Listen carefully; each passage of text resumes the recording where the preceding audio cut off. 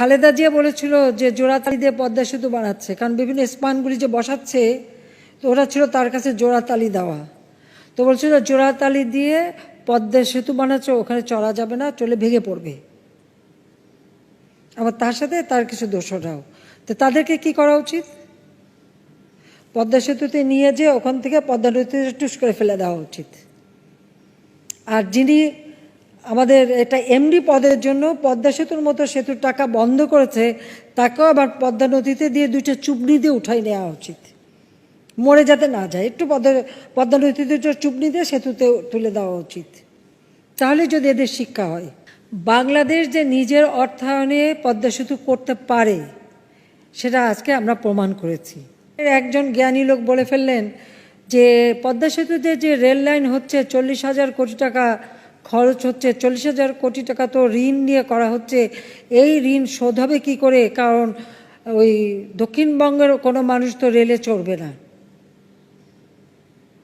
তারা তো লঞ্চে যাতায়াত করে, তারা রেলে চড়তে যাবে কেন? এই রেল ভায়াবল হবে না। সেতুর কাজ হয়ে গেছে, এখন সেতু নিয়ে কথা বলে আর পাচ্ছে না। এখন রেলের কাজ চলছে, এখন রেলের কাজ নিয়ে তারা প্রশ্ন তুলেছে।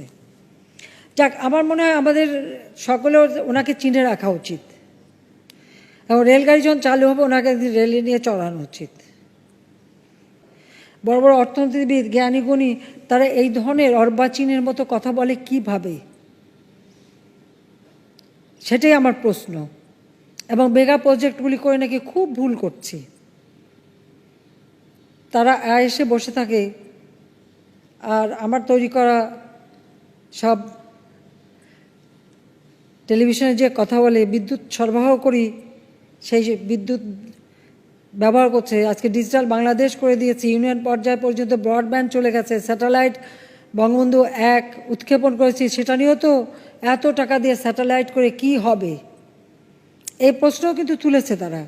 অর্থাৎ বাংলাদেশের জন্য ভালো কিছু করলেই তাদের গায়ে লাগে কেন?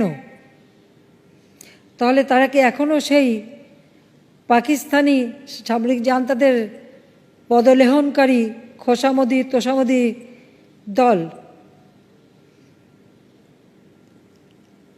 গালিটালি দিই না, দিতে ইচ্ছে দেওয়ার রুচিও নাই, তবে একটু না বলে পারি না যে পাকিস্তানি হানাদার বাহিনী যেভাবে বাংলাদেশের মেয়েদের উপর নির্যাতন করেছে, গণহত্যা চালিয়েছে, অগ্নিসংযোগ করেছে, পোড়ামাটি নীতি নিয়ে বাংলাদেশকে ধ্বংস করতে চেয়েছিল, সেই পাকিস্তানিদের পদলেহনকারী সারমেয়র দল এখনও বাংলাদেশে জীবিত। এটাই হচ্ছে দুঃখজনক।